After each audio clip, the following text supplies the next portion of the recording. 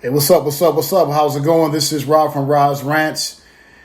Before I get into today's video, I want you guys to stay tuned. I'm doing a series. Actually, I'm going to be doing a couple of videos dealing with the life of the slain Black Panther, Fred Hampton. I'm reading the autobiography of Fred Hampton right now, a book dealing with his life and also his untimely death at the hands of the pig in Chicago, the Chicago PD. And I wanted to do a compare and contrast analysis of the actual book and also the movie that's coming out, starring none other than Daniel Kaluuya, who actually sit up and talked about he didn't want to talk about racism. He has no problem standing on the shoulders of DOAS people, but he wants to play some of our icons. But I digress. Anyway, before we get into today's topic, I want you to go ahead and like the button and push the notification button that's on there so you'll get any future videos from me. And also subscribe to the channel. So this is Rob from Rob's Rants. I'm going to talk about something that's been a little bit exhausted the last couple of days, but I'm going to talk about it nonetheless, and that deals with Lil Boosie, who's from Baton Rouge, Louisiana. Lil Boosie. Lil Boosie's been talking. He said he had a video that he put out that dealt with Dwayne Wade, and he basically said that this boy, Dwayne Wade's son, doesn't know what sex he is at this point, and just don't cut his dick off, man. Don't cut his dick off, man. Don't cut it off.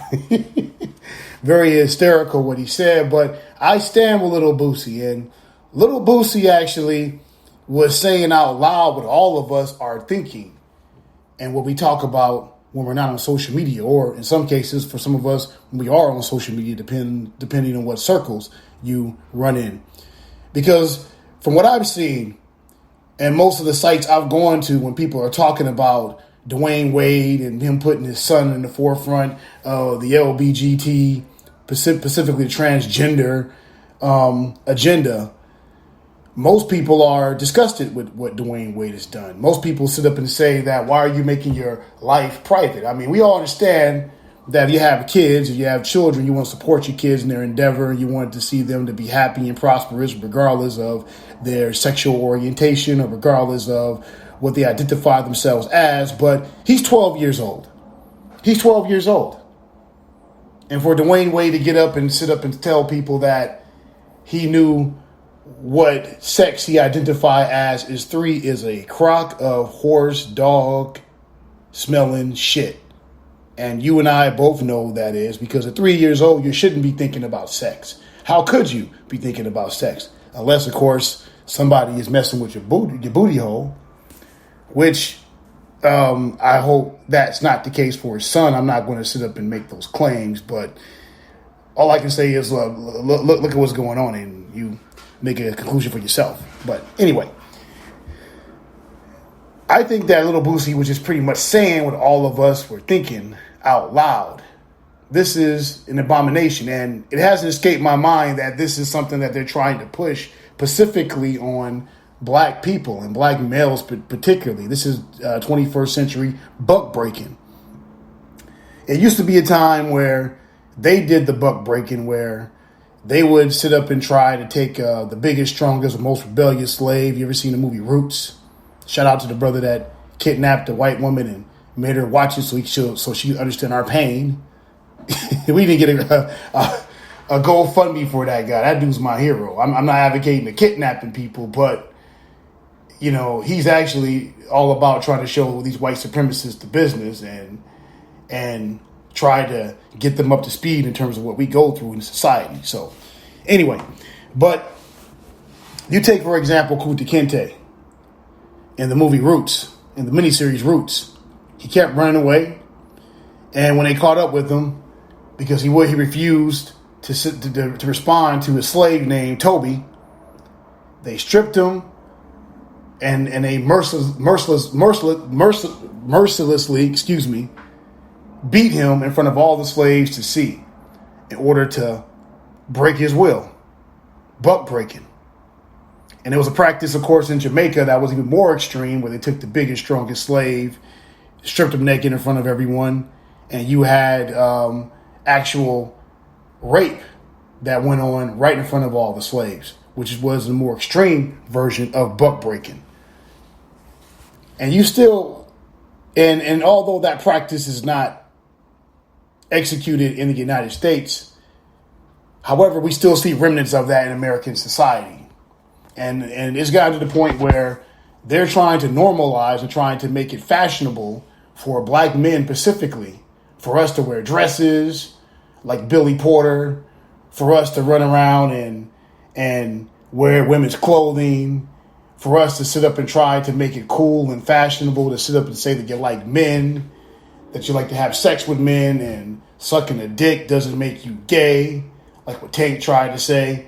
And it's these entertainers who are out here that are leading the charge with all this nonsense. They do it every single day of their lives. Now, I'm not going to sit up and throw shade on a gay person or throw shade on a transgender person. Hell, if that's what you are what you are. But I do have a problem when you're trying to indoctrinate kids into all of this, because this is leading into the path of pedophiliality. If you're not trying to recruit people, then why are you going to a school full of elementary school kids to tell them what you do sexually in the bedroom, that you're gay and what being gay means, and you're transgender and what being transgender means, and putting somebody on Sesame Street with a dress. If this isn't all about trying to indoctrinate the young, because they're not doing this for people my age, you're not doing this for adults, they're doing this for kids.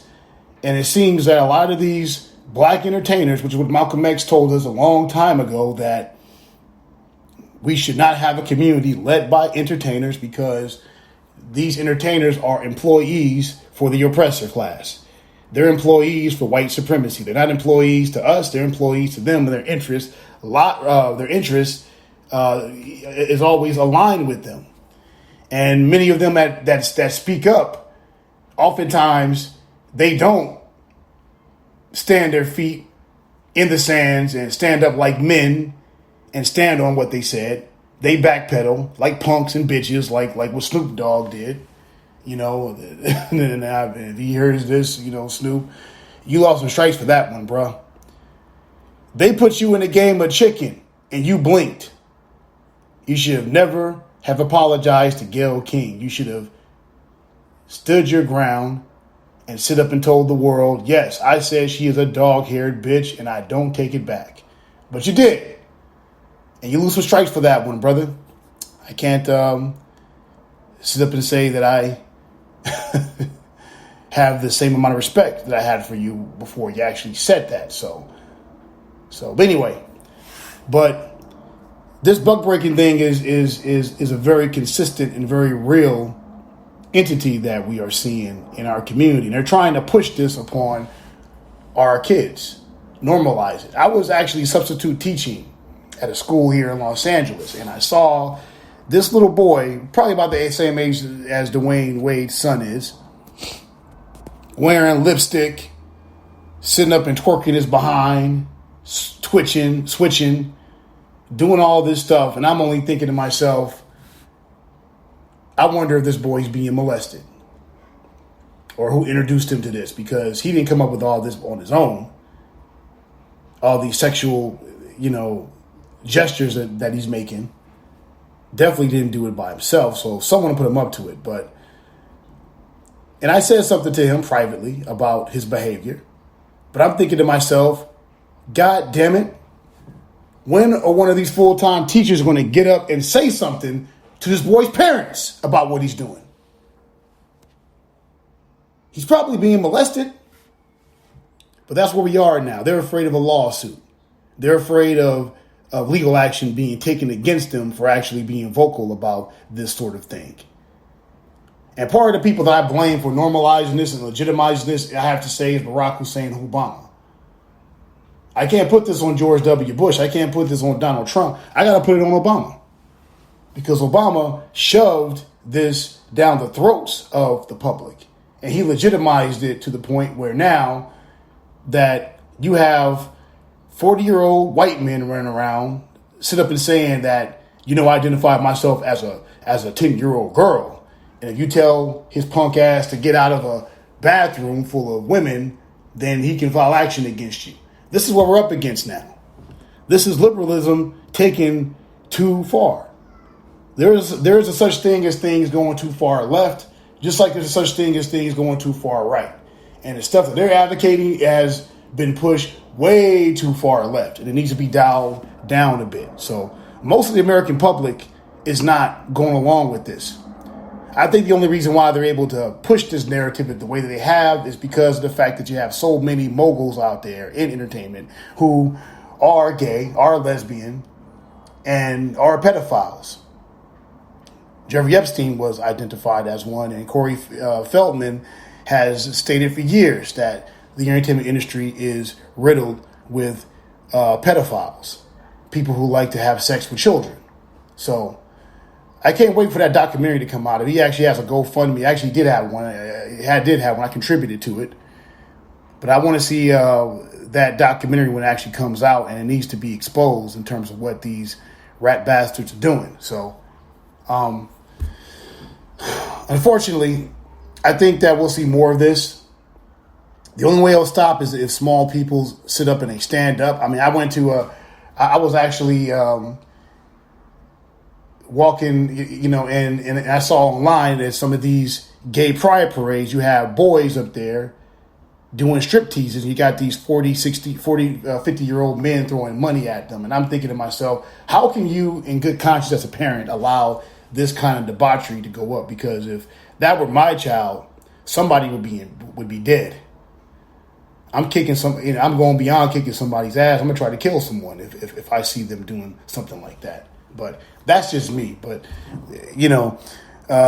these parents today, a lot of them are not checking a lot of this behavior, but some